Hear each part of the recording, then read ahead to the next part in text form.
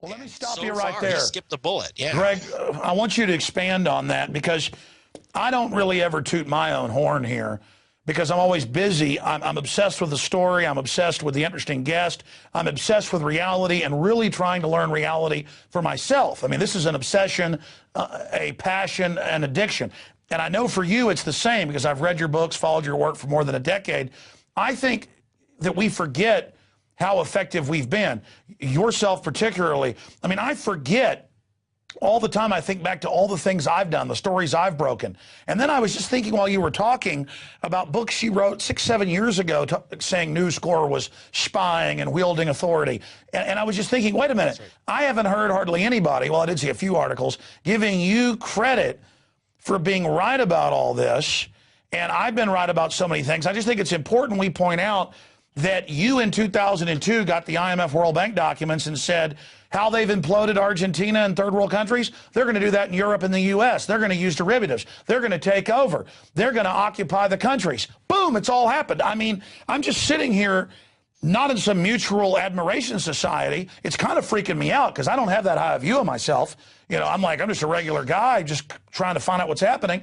You're an investigative reporter. I have high views of you. I mean, my point is, it is creepy to know there's not many of us that actually know what's going on or that have any type of venue, and I'm getting threats. I'm on the enemy's list. They're calling you up saying, we got files on you. It's creepy.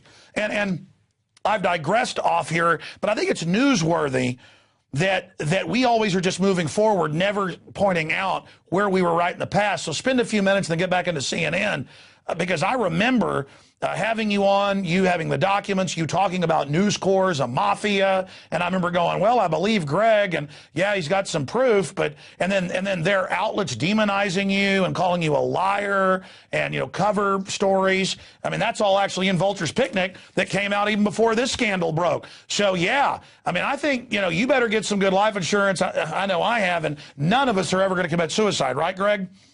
Never. If I'm floating face down the swimming pool, please don't believe any note that says I felt terrible and had to go. Don't buy it, please. Okay, I'm putting that down on the record right now. Me too. I've never held a knife to my own throat ever. So so please, I want to put that right on the record. I'm glad we got a moment to do that. As in terms of saying, yeah, I told you so, I think it is worthwhile because it gives credibility to the material that we did put on before. I should note that I'm a lucky guy in one way. You might not see me on US TV except bless you, Alex, especially on Valentine's Day, then kiss you. But I do have the world's largest news network behind me, putting me on a prime time BBC television. Now, do understand that BBC, when I got the documents from inside the IMF, and now we do see Greece on fire. There's a chapter in Vulture's Picnic called The Generalissimo of Globalization, where I actually have these documents from inside the IMF, World Bank.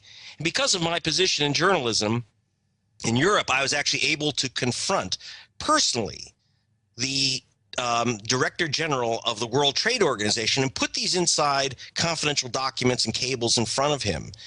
That was his opportunity to say, oh, it's all made up, it's a bunch of conspiracy junk. He verified everything. He tried to talk away their meaning, but he verified everything that I had, all the documents I had.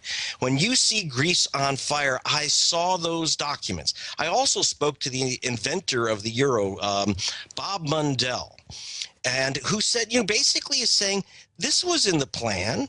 The idea was he wanted to make sure that there was a sell-off of all the government properties in Greece, et cetera. You have to set a fire if you're going to have a fire sale. He thought that this is the best thing that's ever happened. These guys, this was the purpose of the euro. He said he was very upset, he told me, that democracies get to kind of vote on their fiscal and monetary control. He wanted to create a mechanism, the euro, which would make elected parliaments and congresses and presidents subservient to an economic formula. And the economic formula is called the 3% rule there. There's a German word which I can't pronounce that they use. But that was the purpose, was to basically create something that would replace that would replace democracy. In fact, by the way, I spoke with, because of my position, I get to meet all these heads of state, et cetera. And I've met with Carlo Monti, the new prime minister of Italy, the new chief of Italy. And Monti, has not been elected. He's just a banker. That's, you don't get to choose anymore. They call him a technocrat. I mean, even The Economist says it's good to not have countries run themselves. We, the technocrats, will run it now. And as you said years ago when you got to meet, with the head of the organization, the World Trade Organization, they admitted this is how we were going to take over. But then they're the ones that sold the fraudulent debt and got the governments to sign on. They're the ones that actually have most of the debt. And so they do this Svengali judo move where they're set up as our bosses, even though they're the progenitors of it. It's insane. Yeah. Well, in fact, in the case of Greece, I call it a crime scene. In particular, the Greek government, to stay within the euro, both the so-called socialists and the so-called conservatives there had cut a private deal with Goldman Sachs to hide their true deficits. And this was true of most of the countries, but this was particularly done with Goldman Sachs and had to do with trading euros into yen and dollars and back. Technically, on paper, it looked like Goldman Sachs took a multi-billion-dollar loss. Well, Goldman Sachs never takes a deliberate multi-billion-dollar loss. That's nonsense.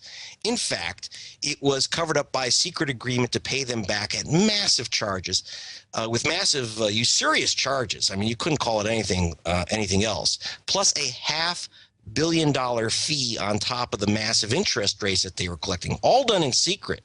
When this came out, of course, then the Greek bond market, the market for Greek bonds, completely collapsed, and people rightly, in a way, asked for massively high interest because, they say we're victims of a fraud.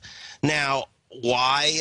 Someone asked me, actually one of the band members from, if you remember, Dire Straits, asked me, well, how come they weren't arrested? Well, the United States, the Securities Exchange Commission is supposed to arrest the government of Greece because, after all, it was a conspiracy between two governments and Goldman Sachs.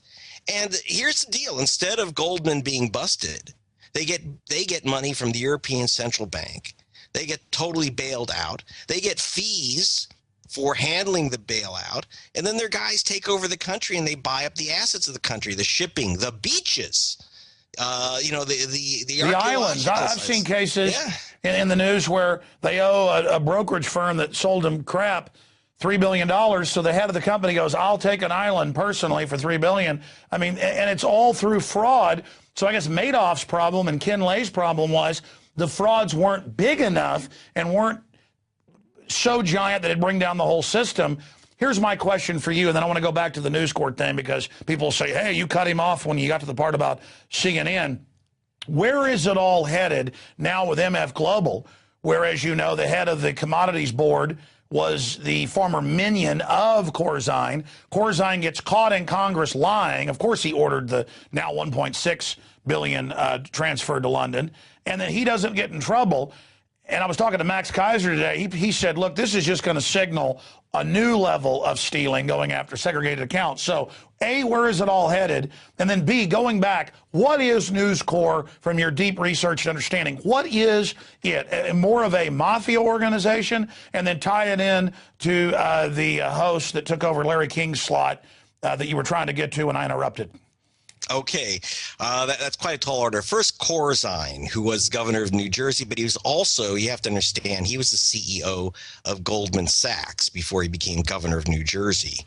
Now, why don't they go after Corzine? Why isn't he read his rights? I mean, if you shoplift, if you shoplift a screwdriver from a hardware store, they're gonna read you your rights. You shoplift $1.6 billion, and they invite you to Congress to just give a chat. Why? The answer is what he has on these guys and who else is in on this stuff. Now, I got a glimpse of it. I can't get it all, because I just don't have all of the roots in. But I did have a document, marked confidential, from Tim Geithner, who is our Secretary of Treasury, to Larry Summers. It's in the book Vulture's Picnic. In fact, you can see it at my site, vulturespicnic.org. It was a cable written by Geithner to Summers talking about how they were going to use the World Trade Organization to squeeze any nation that got in the way of our banks and didn't join in the deregulation fest that was going on. So how they're going to punish nations, in particular Brazil. Now, why is that important, that this discussion? The answer is that Geithner told Summers, who was at that time Secretary of Treasury, now until recently he was Obama's economic czar. Why did Geithner, our now Secretary of Treasury, write to Summers? He was telling him to call the top 5 bankers in America before they pulled the trigger at the World Trade Organization, because it could bring down, and did bring down, the world financial order. But he didn't want to do that unless he said, call these guys. John Corzine was one of the 5 guys to call. And by the way, the memo I have and print in the book are their private and personal numbers. And one of the first reviewers of the book, before it was published, decided, oh, what the heck, I'll call the numbers and see. And he got he got right through personally to the CEO of Citibank, right into his office. Obviously, those numbers have changed. But the important thing is these guys, our leaders, Secretary of Treasury, do not pee unless they contact Goldman. It was Bank of America, Citibank, Morgan. Those are the guys running the show. And if they were to ever try to nail Corzine, Madoff is just a sideshow. But if they're ever to try to nail Corzine, he could pull out his files and say, well, let's talk about some of the meetings we had. So here's my question. Right. What do you do when there's 5 or 6 mega bank dons who've gotten so untouchable because they know where all the bodies are buried that they start publicly just stealing cash straight out of people's accounts? I mean, that's corruption getting to that terminal model where, you know, that historians talk about, where nobody can blow the whistle on anybody else, and so things just rapidly disintegrate. Are we starting to reach the disintegration point, or does it have a decade more of just deepening Caligula-type mania? Well, the good thing is that America is at its core a very rich nation. And there's rich pickings. As I said, one of their big targets was Brazil, which is fabulously rich. Another target of Paul the Vulture Singer is the Congo. He's been seizing money for shipments of cobalt and oil. So there's a lot of resource out there in this planet. And there's an unending appetite of the Chinese to take it. So if they can get their hands on our resources by owning all our debt and controlling it, manipulating it, you know, it's amazing how much Americans will accept paying. 2 million foreclosures a year, massive stealing by Corzine, by Goldman. You saw the fraud in Greece. People in Greece are burning down buildings, but, you know, Americans are shrugging their shoulders. You know, it's amazing the amount of punishment the American people will take. So I think that there's quite a while yet before, because there's a lot of money still to steal out of the, you know, a lot of gold to sure, there is. But I mean, Greg, you live here, I live here, but you go all over the world more than probably anybody I know. I'm seeing the oxygen leave the room. I mean, I'm seeing family, everybody I know, even people that have been upper middle class, well-to-do. I mean, there's money problems. Stuff costs a lot more, and we've been somewhat isolated from the rest of the world, but it's going to accelerate. Even Forbes is saying we're probably going to see 30+% inflation in just the next year. And I think it's the old story of the sleeping giant. But that's even scarier, because it's going to get so much worse before they finally wake up. And then you've got Obama signing the NDAA, the Republicans supporting it. They're admittedly training the military for urban warfare and domestic unrest. I mean, it's pretty scary. Well, you know, let's face it. When you and I talked back in 2002, 9 years ago, when I first got my hands on the IMF and World Bank documents, they'd gone after they'd burnt Argentina to the ground. You had professors hunting through garbage cans looking for food. Brazil had basically become a financial colony, and they were squeezing it dry. Ecuador had lost all its oil and was basically, you know, a duchy of Chevron. So what's happened? But then those nations came back people went into the streets in those nations. They said that, Occidental Petroleum, Al Gore's little operation, got tossed out of Ecuador.